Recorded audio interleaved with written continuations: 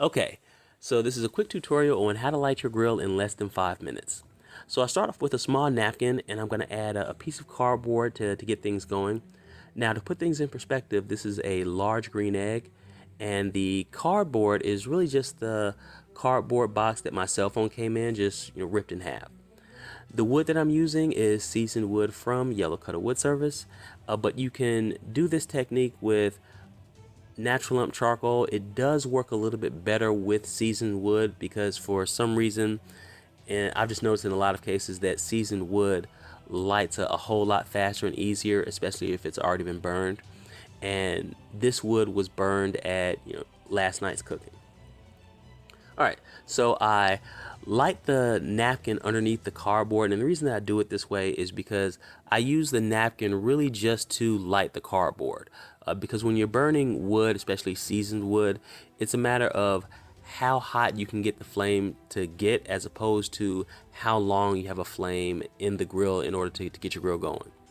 So after I light the napkin underneath, before the box gets all the way lit, I get a few chunks from the grill to put on top of the box, so as soon as that box catches fire, then that wood, that burned wood, can take advantage of that and of course get lit. Now, one thing that you may notice is the gloves. Now, I highly recommend these types of gloves as opposed to traditional grilling gloves. I like to use welder's gloves. They can handle a lot more heat, they're much more durable, and you can do a whole lot more with them, so I highly recommend that. All right, so right now I'm just letting the flame get started, do its thing. And one thing that's happening is you notice that the wood on top is getting lit, but most importantly the wood on the bottom is getting lit, and it's going to start turning red. Now, one of the most important things when it comes to lighting your grill is making sure that the bottom of the grill that catches all the ash is cleaned out, because you have to have a good airflow beneath the flame in order to get your grill lit, in order to get it going, especially if you want to get some pretty high heat. But one thing that you may notice is that it doesn't really take much. In these videos, I don't use charcoal starters, I don't use charcoal lighters, I don't use chimneys. I guess I'm a purist in that regard.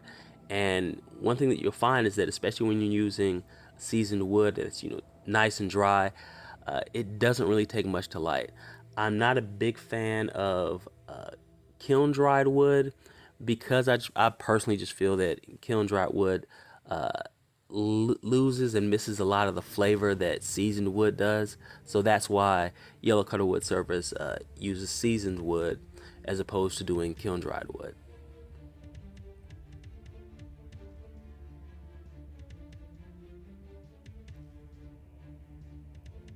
Okay, so we're getting a nice amount of smoke. There's still a flame going beneath that box, and with some of the airflow that you see happening with the smoke, and also beneath some of those big chunks, that's where that flame is really starting to grow. But once we get to that point where you get those red coals or those red chunks, that's when you know that you're in a good position and your grill is really lit from that point.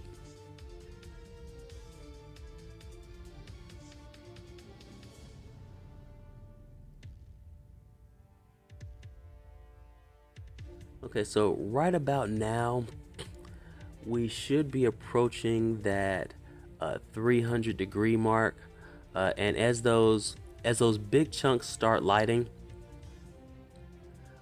that's when we can really just close the grill, or put of course the grate on top, and then get your food ready to put on the grill, depending on what temperature you want to smoke or grill at. Oh, and an added note and tip about smoking and grilling: when you see smoke, you're smoking. When you don't see smoke, you're essentially grilling. So a lot of this white smoke that you see, that's where a lot of the flavor is coming off of the wood. So if you do want to smoke, I highly recommend not letting the temperature get above what you want to smoke at, as compared to getting it to 500 degrees and then dropping it down to 225. Just keep it at the temperature that you want to smoke at, or keep it at the temperature that you want to grill at, and that's it.